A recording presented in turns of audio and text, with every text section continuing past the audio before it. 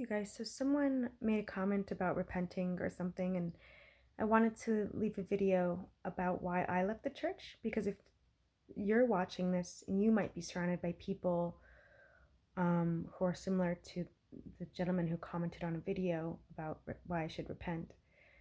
And so I did grow up in church, and I did go to Bible school, and I did thought I'd be a missionary in the traditional Christian sense. And as I sought the truth more, I really found truth in Hinduism, Buddhism, ancient cultures, Native American cultures, and I just kept seeing more synchronicities between the Bible and what Jesus said. And I've been the one who studies the Bible with like concordances and looks at the Hebrew, the Aramaic, the Greek translation, like so many translations of what's being said. But the deeper I got into my spiritual path and the more inward I went, the more I'm able to see the Bible for the spiritual revelations it has and the symbolism, where it's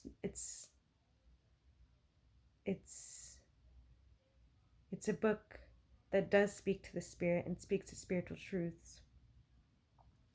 And when we can read it from that way, it takes on a meaning where it's like, whoa, I really understand what Christ was saying now, you know. And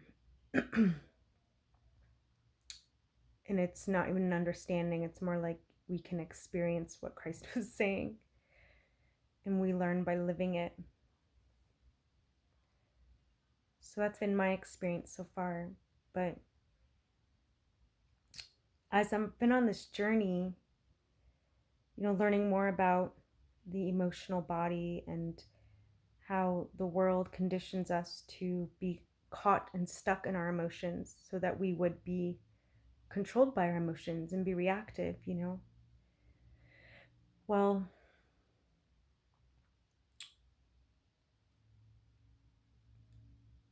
this is one of the main reasons I think I left the church. Besides not believing the same things, I mean, I'm at the point I don't believe Christ was crucified. I don't believe a lot of what the church teaches. I believe in a lot of the Bible from a spiritual, higher sense and what Christ taught, but I don't believe a lot of what the churches teach, because I believe in things from an energetic point of view. And so knowing now what I do know about emotions and how it's used to weaponize, like our five senses are kind of weaponized in this world,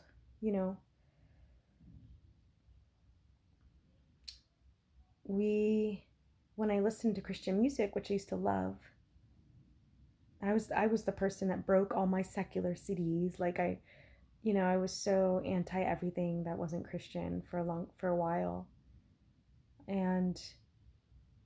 But now when I realized that it was passion, that a lot of what we think is the spirit of God in churches is just passion,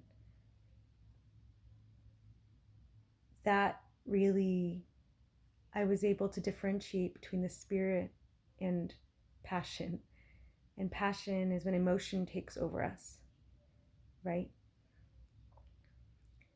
And the spirit is not emotion. They are different things.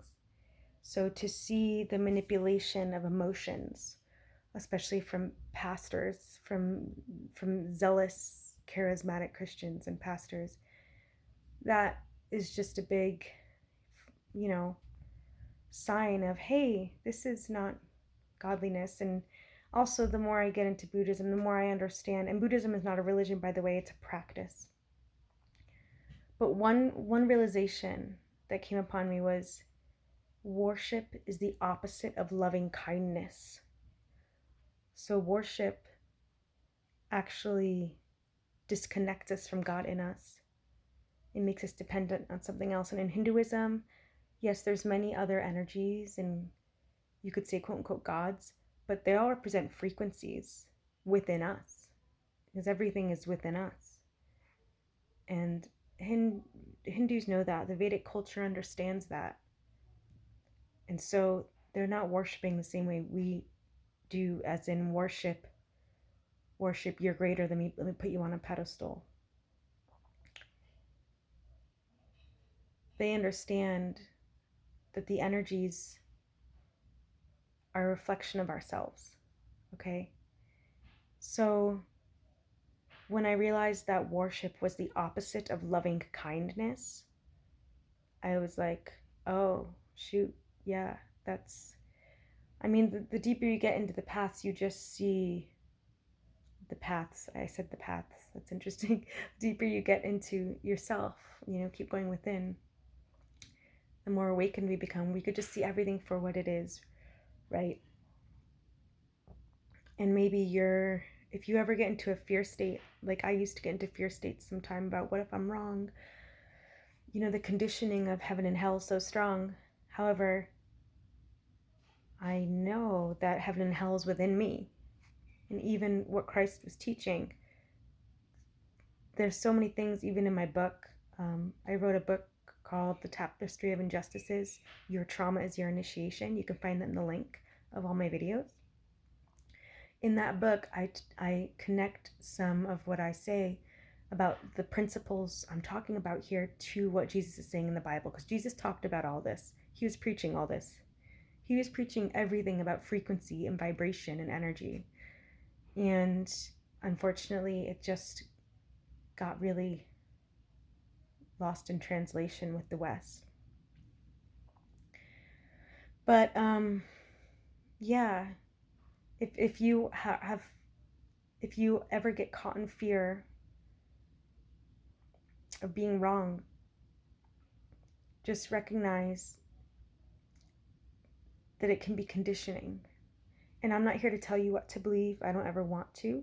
This video is not for that. I'm just sharing my story because I know there must be someone out there who needs to hear this. So if you manifested this video in your reality, I just encourage you to go within and trust what you hear within you, what you see within you. So I hope this helps someone, but thanks for listening to more of my story. That gives you a little bit more clarity on how I wound up here. It's been a journey. It's always a journey. It still is a journey. But yeah, so check out my newest book if that will really help as well. And thank you so much for watching. And comment if you can resonate with anything in this, please. I would love to know more about your story. If you're in the church, if you're not, what led you to where you are today. I would love to know in the comments.